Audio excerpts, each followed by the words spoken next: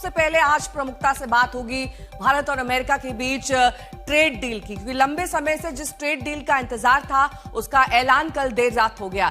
इस trade deal में भारत की कूटनीति का दमखम दिखाई दिया, क्योंकि इस डील के तहत अमेरिका ने भारत पर रेसिप्रोकल टैरिफ 25% से घटाकर 18% कर दिया है। इसके साथ ही भारत पर पेनल्टी के तौर पर लगाया गया 25% टैरिफ हटाने का फैसला लिया गया, यानी अब भारतीय उत्पादों पर सिर्फ 18% टैरिफ लगेगा।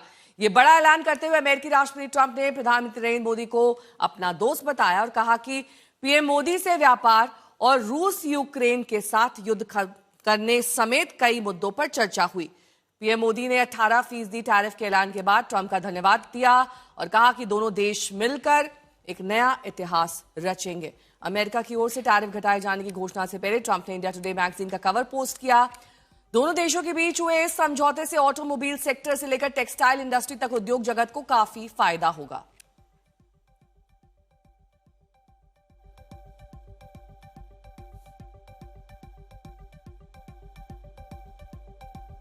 तो 50% टैरिफ लगने के बाद से अमेरिका और भारत के रिश्तों में दूरी दिखाई दे रही थी। हालांकि इस दूरी को कम करने की लगातार कोशिश भी हुई। अमेरिकी राष्ट्रपति ट्रंप और पीएम मोदी के बीच कई बार बातचीत हुई। दोनों देशों के बीच व्यापार बढ़ाने की जरूरत पर चर्चा हुई और आखिरकार भारत की डिप्लोमेसी की जीत हुई।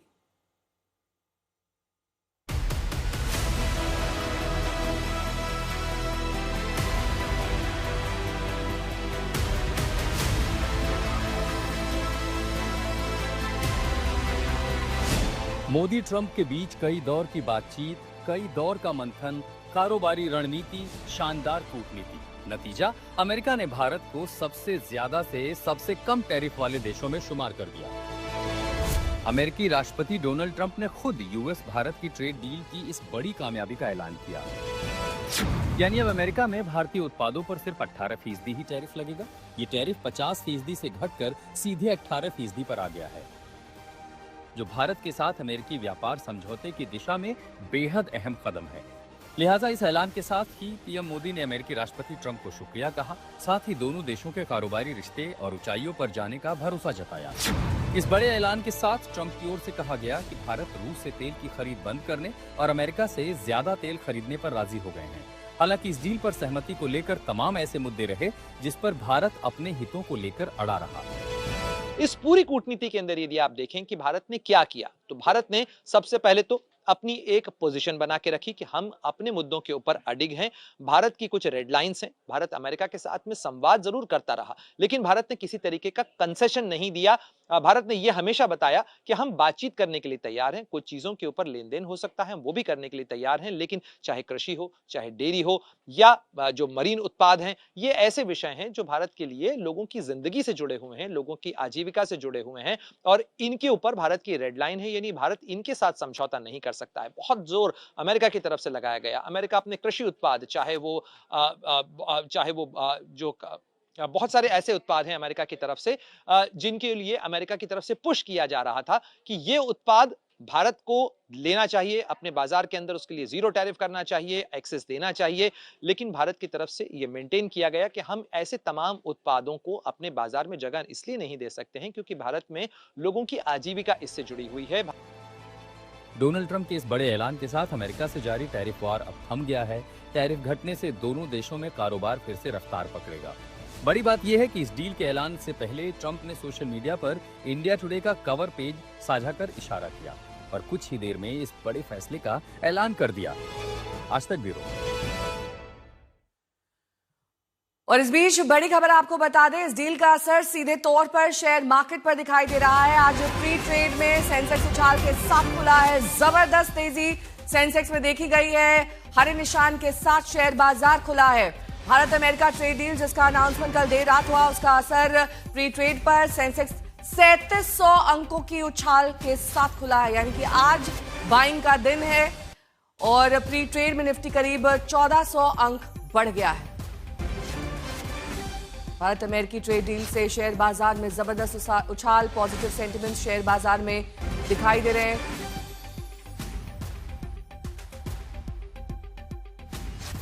रोहित शर्मा मेरे सहयोगी जुड़ गए हैं तमाम जानकारी के साथ। प्रणय उपाध्याय हमारे साथ जुड़ गए हैं। सबसे पहले रोहित, आपका रुख करते हुए, जो ट्रंप ने कहा है कि अब भारत तेल आयात नहीं करेगा रूस से, क्या हम उसे औपचारिक माने या फिर अभी औपचारिक स्टेटमेंट आने का वेट करें भारत और अमेरिका दोनों की ओर से?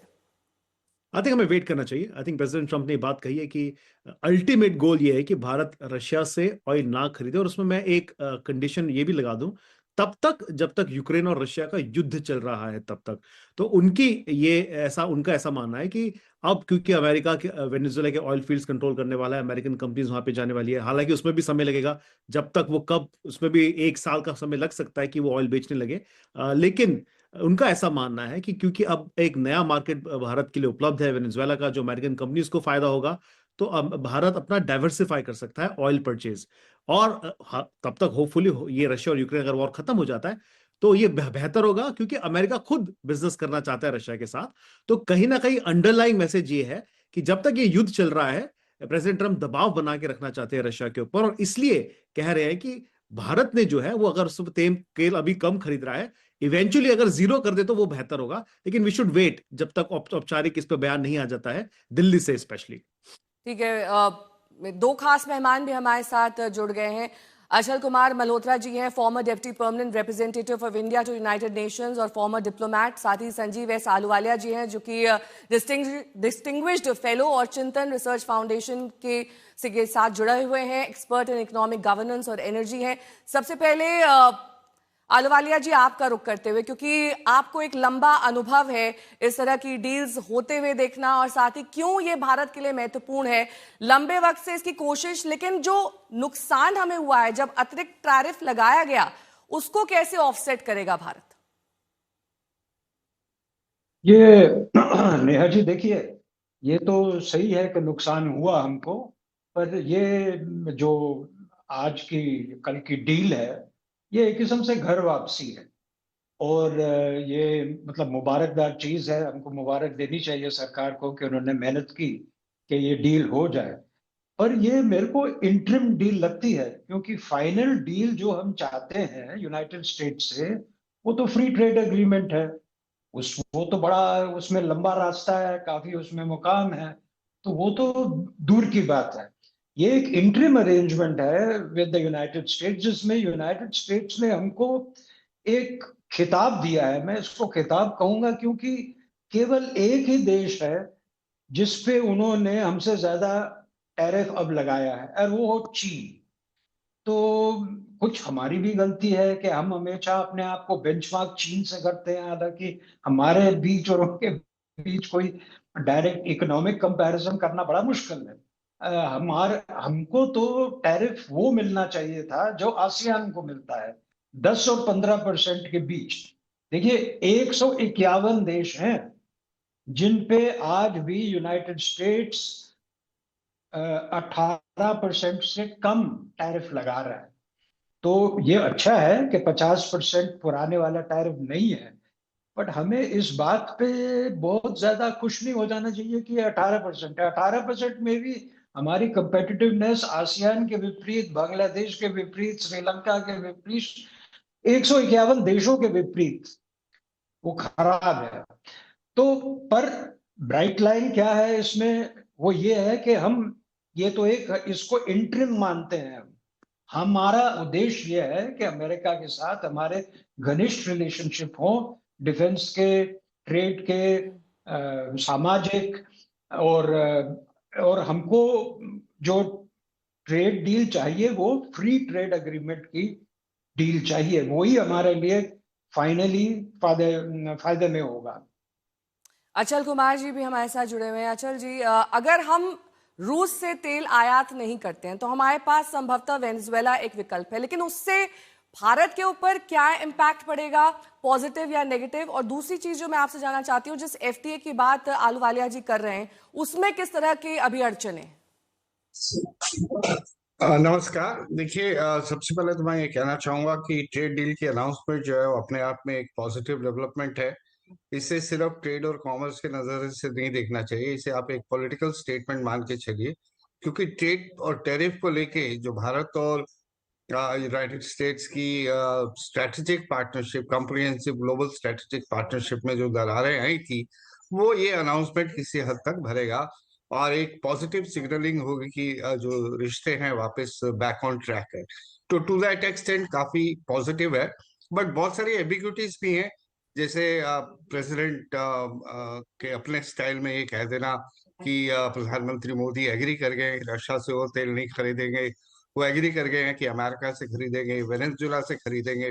तो ये सब एम्बिग्यूटीज की बात है। अभी जो फ्री ट्रेड की बात है, बिल्कुल वो फ्री ट्रेड तो अल्टीमेट है, वहां तक कब पहुंचेंगे वो देखने वाली बात है। लेकिन मुझे लगता है इसको जब तक वहां पहुंचेंगे, प्रेसिडेंट ट्रम्प को ये महसूस हुआ है कि कहीं बहुत देर नहीं हो जाए, क्योंकि इंडिया ने पिछले एक साल में बहुत सारे एफटीएस किए हैं। यूके के साथ कर लिया, न्यूजीलैंड से कर लिया और दूसरे देशों से कर लिया। उसके बाद इंडिया ईयू जो मदर ऑफ ऑल डील जिसे बताया जा रहा, तो ट्रम्प के ऊपर भी प्रेशर कहीं ना कहीं from with in the country, उसकी अपनी एडमिनिस्ट्रेशन से ये है कि एक इतने मजबूत पार्टनर को एशिया में वो क्यों एलिनेट कर रहे हैं। तो ये इंटरिम हो सकता है, जैसे आलूवालिया जी कह रहे हैं, बहुत सही बात कह रहे हैं वो। और फ्री ट्रेड एरिया से अभी हम कितनी दूर है ये डिपेंड करता है कि जो सेक्टर वाइज इश्यूज हैं उस पर हमारी कितनी सहमति हुई है, सेम पेज पे हैं या नहीं है। एग्रीकल्चर, डेयरी, ये सब प्रोडक्ट्स पे हमारी काफी सेंसिटिविटीज हैं। इस पे कोई शक नहीं है कि विद इन एशिया सबसे कम है 18%, बाकी 19 है। और लेकिन यूरोप वगैरह जो है वो 15% पे है। बट उसकी वो एक अलग चीज है, उसकी निटिग्रिटीज, वो जिसे बोलते हैं कि गॉड इज इन डिटेल और डेविल इज इन डिटेल्स, तो जब वो सामने खुल के आएंगी तो पता लगेगा। अच्छा जी, इस क्या समय जो इससे समस्या, थोड़ा इमेज करेक्शन करने की भी यहाँ पर ट्रम्प की कोशिश है? क्योंकि काफी आलोचना हुई थी जब 25% अतिरिक्त टैरिफ लगाया गया था अगस्त में, उसके बाद से ये एक इमेज करेक्शन एक्सरसाइज भी मान सकते हैं हम? अब मुझसे पूछ रहे हैं? जी अचल जी। नहीं, डेफिनेटली वो तो अब अपनी जैसे मैंने बताया, उनके ऊपर from with in the country एक प्रेशर भी है, और उसके प्रेशर भी था कि इंडिया को एलिनेट नहीं करें। और वो अपने देश में अभी भी वो चूक नहीं रहे हैं, अपनी डोमेस्टिक कॉन्स्टिट्यूएंसी को एड्रेस करने से नहीं चूके। ये जो ट्रेड डील के अलावा जितनी भी बातें उन्होंने करी है वो अपनी डोमेस्टिक कॉन्स्टिट्यूएंसी को लेके की है, कि देखिए मेरे कहने पे या मेरे दबाव में आके इंडिया एग्री कर गया है रशिया से तेल नहीं खरीदेगा और उसकी वॉर इकोनॉमी को फ्यूल नहीं करेगा। उसके बाद उन्होंने अपने आप से एक स्टेटमेंट दे दी कि $500 बिलियन का जो है अमेरिकन गुड्स जो हैं वो भारत खरीदेगा, या वो अमेरिका से एनर्जी रिसोर्स ये ऑयल खरीदेगा, या वेनेजुएला से ऑयल खरीदेगा। ये सब तो फ्यूचरिस्टिक बातें हैं ना। रशिया से तो ऑयल हम लगातार खरीद ही रहे थे, और वो एक कंटिन्यूअस प्रोसेस है। वेनेजुएला कहाँ कब उसका तेल आएगा, कब उसका तेल निकलेगा, कब वहां इन्वेस्टमेंट्स होगी। बाय द वे, अमेरिका के जो इन्वेस्टर्स हैं वो भी कोई ज्यादा एंथुसियास्टिक नहीं है वेनेजुएला में इन्वेस्ट करने के लिए। जो मीटिंग हुई थी यूनाइटेड स्टेट ये प्रेसिडेंट ने करी थी उनके इन्वेस्टर्स के साथ, तो बहुत ल्यूकवार्म रिस्पांस आया था। वो वहां पैसा इतना इन्वेस्ट करने के लिए बहुत सारी कंडीशंस भी लगा रहे थे। तो वेनेजुएला भी बहुत दूर की बात है, हालांकि इससे पहले हमने वेनेजुएला से तेल ठीक है खरीदा है, अचल जी। हमारे पास रिफाइनिंग कैपेसिटी भी है। इनफैक्ट इंडिया बहुत चंद देशों में से है जो वहां की जो क्वालिटी ऑफ क्रूड है उसे रिफाइन कर सकता है। लेकिन ये सब दूर की बात है। अब समस्या क्या होने वाली है सरकार के लिए, ये आप जो ऑपोजिशन है इसे उछालेगी, क्योंकि हमने रशिया ऑयल को ठीक है, स्ट्रैटेजिक इस पर ऑटोनॉमी मैं के साथ लौटूंगी लिंक किया। किस तरीके से ऑपोजिशन इसे ले रही है, लेकिन इस बीच काफी ज्यादा उत्साह है। भारत सरकार ने इस बारे में ट्वीट भी किया है। सबसे पहले प्रधानमंत्री नरेंद्र मोदी का आपको ट्वीट दिखा देते हैं, जिन्होंने आभार व्यक्त किया है राष्ट्रपति डोनाल्ड ट्रंप का 140 करोड़ भारतीयों की तरफ से। उन्होंने कहा कि बेहद संतोष है कि अब मेड इन इंडिया उत्पादों पर टैरिफ घटाकर 18% कर दिया गया है। इस शानदार फैसले के लिए भारत के 1.4 अरब लोगों की ओर से राष्ट्रपति ट्रंप को दिल से धन्यवाद और शुक्रिया। जब दो बड़ी अर्थव्यवस्थाएं और दुनिया के सबसे बड़े लोकतंत्र साथ मिलकर काम करते हैं तो इससे हमारे लोगों को लाभ होता है और आपसी सहयोग के नए और बड़े मौके खुलते हैं। मैं उनके साथ मिलकर काम करने और हमारी पार्टनरशिप को अभूतपूर्व ऊंचाइयों पर ले जाने के लिए उत्सुक हूं। अमित शाह का ट्वीट आपको दिखा देते हैं। उन्होंने कहा है कि भारत अमेरिका संबंधों के लिए एक बड़ा दिन है, क्योंकि 18% की काफी कम टैरिफ दर के साथ व्यापार समझौता तय हो गया है, जो मजबूत व्यापारिक संबंधों और पारस्परिक विकास का मार्ग प्रशस्त करेगा। मैं इस ऐतिहासिक समझौते के लिए प्रधानमंत्री नरेंद्र मोदी और राष्ट्रपति डोनाल्ड ट्रंप का धन्यवाद करता हूं और बधाई देता हूं। ये समझौता हमारी रणनीतिक साझेदारी को नई ऊंचाइयों पर ले जाएगा। दोनों देशों और उनके नागरिकों को बड़े पैमाने पर इसका लाभ पहुंचेगा। भारत और अमेरिका के बीच व्यापार अब और ज्यादा बढ़ेगा। प्रणय उपाध्याय मेरे सहयोगी भी जुड़े हुए हैं तमाम जानकारी के साथ। प्रणय, ये एक इंटरिम स्टेप तमाम एक्सपर्ट्स बता रहे हैं क्योंकि अब इंतजार एफटीए का है, लेकिन इस बीच एम्बिग्युइटी कब खत्म होगी रूस से तेल आयात को लेकर, क्योंकि यही सबसे बड़ा मेजर पॉइंट बन गया है सूरी डील का। मुझे लगता है कि चूंकि संसद का सत्र भी चल रहा है नेहा, उम्मीद की जानी चाहिए कि सरकार से जब ये सवाल हैं तो सरकार के भी सामने है, सरकार की तरफ से कोई ना कोई बयान और स्पष्टीकरण हो सकता है कि संसद के फ्लोर पर आए। कॉमर्स मिनिस्टर पीयूष गोयल जो है वो ये बयान दे सकते हैं। विदेश मंत्री तो चूंकि इस समय वॉशिंगटन डीसी के अंदर हैं, लेकिन जैसा अचल जी भी कह रहे थे, देखिए बहुत सारे सवाल हैं इन चीजों को लेकर, लेकिन हमें ये भी देखना चाहिए कि नेट रिजल्ट क्या है। नेट रिजल्ट ये है कि इस समय भारत के पास जो 50% का टैरिफ था वो घटकर 18% हो गया है। उसके लिए राजनीति की रोड के ऊपर ना यू टर्न बहुत आसानी से नहीं आता है। राजनेताओं को आगे चलते समय कई बार एक अपॉर्चुन टाइम का इंतजार करना पड़ता है जब वो यू टर्न ले सकते हैं। तो इसे आप मान सकते हैं कि राष्ट्रपति डोनाल्ड ट्रंप को एक ऑफ रैम्प का रास्ता मिला।